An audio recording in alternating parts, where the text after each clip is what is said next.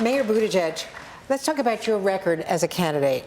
You were elected mayor in a Democratic city, receiving just under 11,000 votes.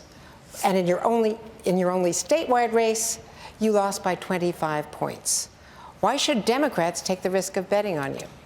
Because I have the right experience to take on Donald Trump. I get that it's not traditional establishment Washington experience, but I would argue we need something very different right now.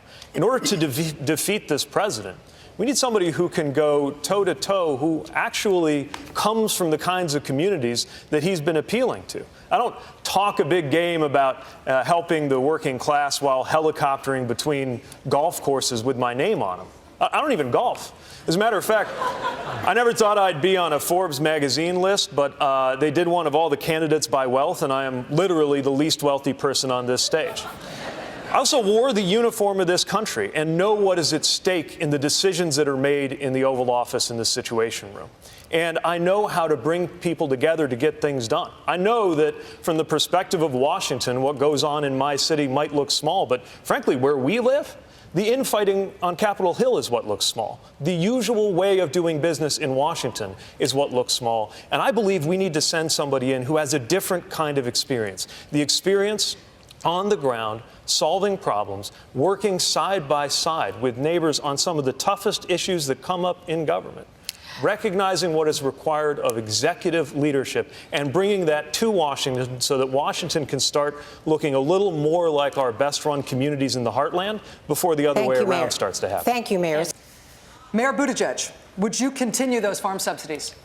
We shouldn't have to pay farmers to take the edge off of a trade war that shouldn't have been started in the first place. I will support farmers, but not long ago, I was in Boone, Iowa. Guy came up to me, he said, I got my Trump bailout check, but I would have rather spent that money on conservation. By the way, this isn't even making farmers whole. If you're in soybeans, for example, you're getting killed. And it's not just what this president's done with the trade war. In a lot of parts of the country, the worst thing is these so-called small refinery waivers, which are killing those who are involved in ethanol. Look, I don't think this president cares one bit about farmers. He keeps asking them to take one for the team, but more and more I'm talking to people in rural America who see that they're not going to benefit from business as usual under this president.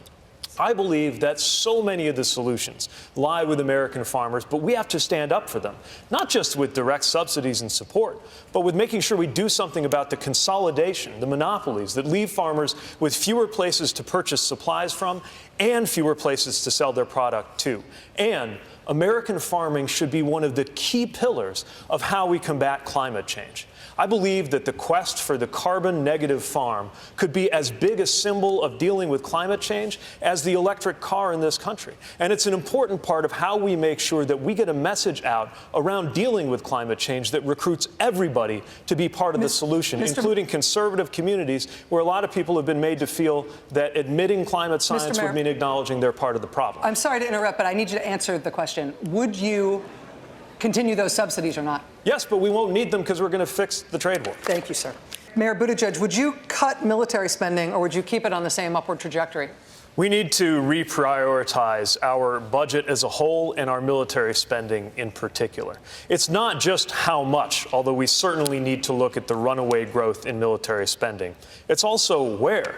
Right now, we are spending a fraction of the intention and resources on things like the artificial intelligence research that China is doing right now. If we fall behind on artificial intelligence, the most expensive ships that the United States is building just turn into bigger targets. We do not have a 21st century security strategy coming from this president.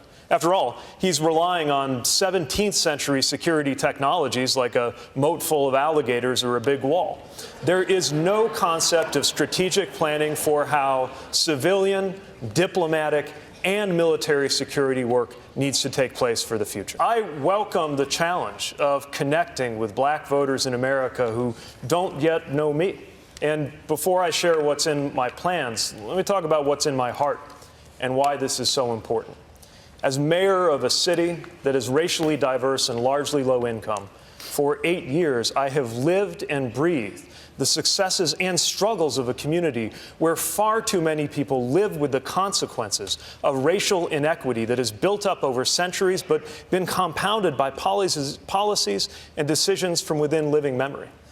I care about this because my faith teaches me that salvation has to do with how I make myself useful to those who have been excluded, marginalized, and cast aside and oppressed in society.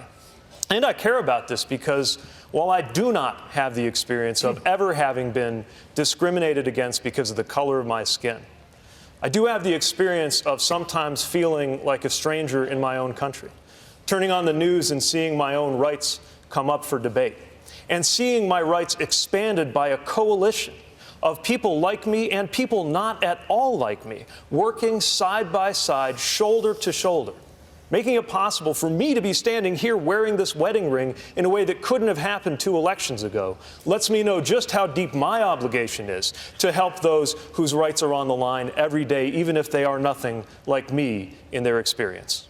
Washington experience is not the only experience that matters. There's more than 100 years of Washington experience on this stage, and where are we right now as a country? I have the experience of bringing people together to get something done. I have the experience of being commanded into a war zone by an American president.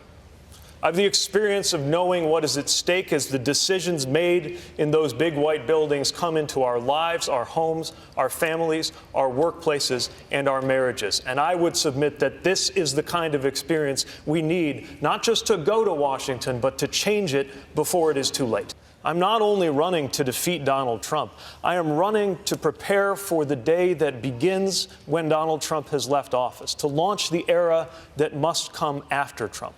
That era must be characterized not by exclusion, but by belonging. And so must our campaign. I am inviting progressives who have agreed on these issues we've been talking about tonight all along, moderates who are ready to be part of this coalition, and a lot of future former Republicans who I know are watching this, disgusted by what is happening in their own party and in this country. I want you to know that everybody is welcome in this movement that we're building, and everybody is welcome in this future that we must create.